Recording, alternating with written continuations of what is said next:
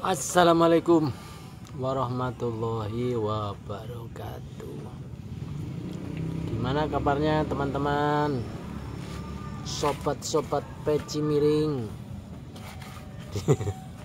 dimanapun berada? Moga-moga sehat selalu, bahagia selalu. Tuh, jam segini dari pagi sampai ini jam menjelang maghrib. Enak juga makan bakso Malang, bener enak. Suasana hujan, gerimis. Alhamdulillah ya. Jadi kalau gerimis, hujan itu harus dipahami sebagai datangnya keberkahan dari Allah Subhanahu wa Ta'ala, datangnya rezeki. Walaupun sebagian menganggap hujan itu ya membawa petaka, membawa mungkin banjir, mungkin yang lain. Tapi saya sekedar mengingatkan, hujan itu membawa berkah bagi orang-orang yang mau berakal. Baiklah,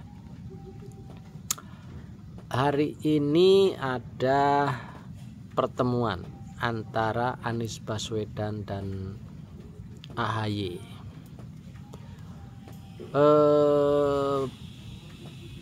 Sebuah dialog, sebuah pertemuan yang dirindukan oleh, tentu saja, oleh pendukung Anies Baswedan dan pendukung AHY. Tentu juga ada sebagian masyarakat yang juga mempunyai pandangan yang sama, mempunyai satu pemikiran yang sama. Dua anak bangsa ini rasa-rasanya cocok untuk dipasangkan menjadi capres dan cawapres pada Pilpres 2024 mendatang. Banyak gagasan, banyak dialog, banyak hal-hal yang muncul dalam, mungkin disebutnya lebih ke konferensi pers, walaupun ada yang menduga mau ada deklarasi untuk dukungan Demokrat terhadap capres Anies Baswedan. Tapi rupanya hari ini belum waktunya untuk memutuskan atau menentukan Anies Baswedan menjadi capres 2024 oleh khususnya Partai Demokrat. Tidak tahu nih. Jadi pertemuan hari ini antara AHY dan Bang Anies Baswedan itu sekedar konferensi pers. Walaupun kayak begini itu sebenarnya kalau bagi orang Jawa, bagi orang Indonesia ya ini sudah simbol untuk adanya kecocokan, adanya kesepemahaman, adanya sebuah kesepakatan untuk menuju jalan bersama. Nah, gitu kira-kira simbol. Jadi kita ini memang sebenarnya banyak sekali simbol-simbol, banyak sekali pertanda, banyak sekali ya tidak harus diucapkan. Memang mungkin bahasa kayak cinta kali ya. Katanya cinta yang baik itu harus disyahadatkan, harus diungkapkan, harus dinyatakan. Tapi terkadang cinta itu bisa langsung diwujudkan dalam bentuk perbuatan. ekspresi tindakan. Nah, itu katanya cinta sejati. Jadi tidak harus bilang I love you atau you love me atau you love me. Tetapi harus ada bentuk tindakan, ada bentuk tanggung jawab, ada bentuk perbuatan yang dikerjakan. Itu sebagai pertanda ada cinta di antara orang-orang itu. Tetapi ini karena urusannya partai, karena urusannya persoalan bangsa. Pertemuan dua anak bangsa ini memang menjadi semacam simbol. Walaupun ternyata ini hanya dialog biasa, menyampaikan gagasan-gagasan, menyampaikan ini loh kami punya hal-hal yang visi dan misi kami sama. Kami semua cinta tanah air, kami semua ingin memperjuangkan kesejahteraan rakyat. Kami semua ingin mengangkat hak dan martabat bangsa, gitu, kira-kira gitu.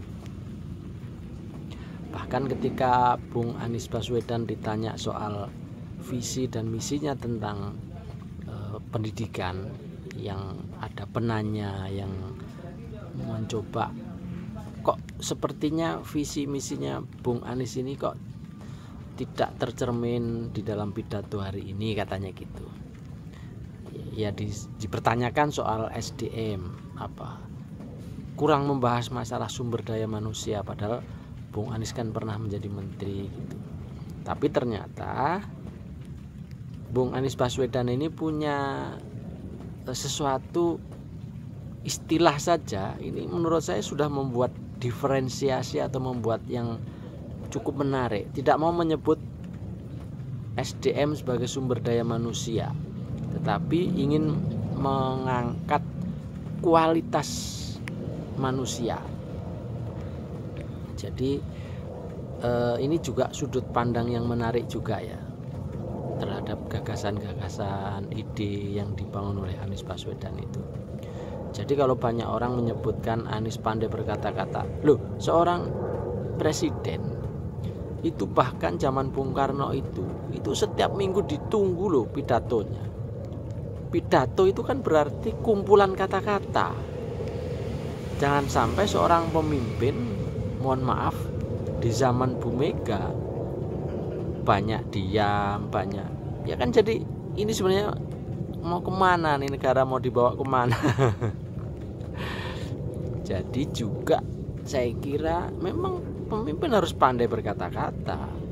Pidato Bung Karno yang ditunggu-tunggu itu adalah kata-kata lah.